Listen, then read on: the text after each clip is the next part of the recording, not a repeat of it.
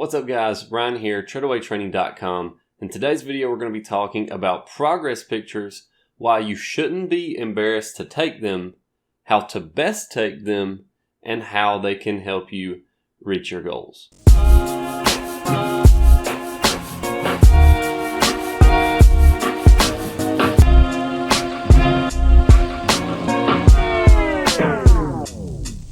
Before we get started, I'm curious.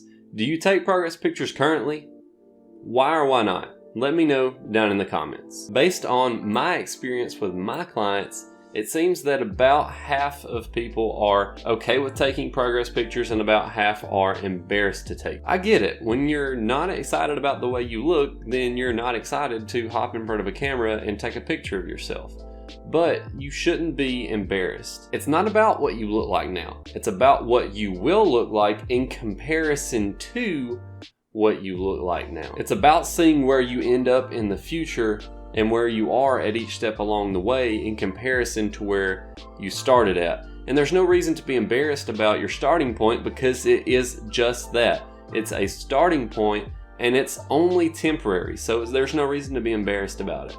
Let's take Treadaway Training for example. When I started Treadaway Training, I only had 2 or 3 members, and the only people that read the articles on treadawaytraining.com were my close friends and family. Now I have over 500 readers a month on the Treadaway Training blog, and I have several clients, and those numbers are growing each month. I'm not embarrassed about where I started because we all have to start somewhere, and it's typically not anywhere close to where we want to be in the future. Out of everyone I've trained, not a single person has regretted taking progress pictures. In fact, the people that didn't take pictures regretted not taking them, and the people who only took before and after pictures regret not taking progress pictures along the way. Let's talk about why progress pictures are important.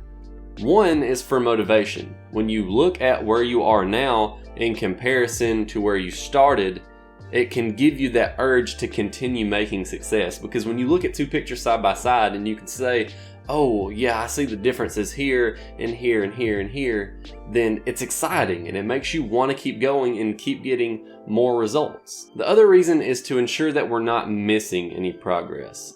Sometimes the scale weight might have stalled and maybe even your waist measurement has stalled too. But if you look at your progress pictures, you might say, oh, well, I see a little bit more definition in my arms or a little bit more definition in my back, or maybe my legs look a little bit leaner, or whatever the case may be. You might be able to look at those pictures and see that yes, I am in fact getting leaner, even though the scale and the waist measurement both have stalled.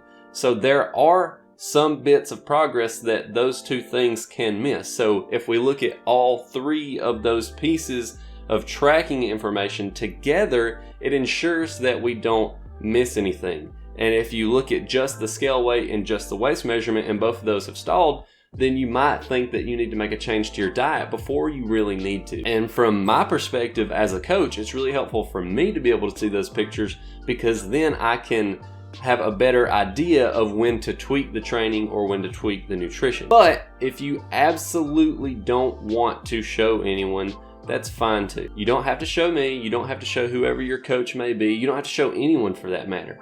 But I do encourage you to still take the pictures anyway and have them for yourself so that you can look at them as you make progress. With all that said, now let's look at how to best take consistent progress pictures. If you're talking about general fat loss, we're going to be looking at 3 poses. We're going to be looking at relaxed front, relaxed from the side, and relaxed from the rear. Now, if you're competing in bodybuilding, then it would be a good idea to go through all of the mandatory poses, but we won't be covering those in this video. While I cover the steps to taking a consistent progress picture, I'm going to throw some pictures of my clients up on the screen so that you can see examples of what we're talking about. Make sure the area is well lit.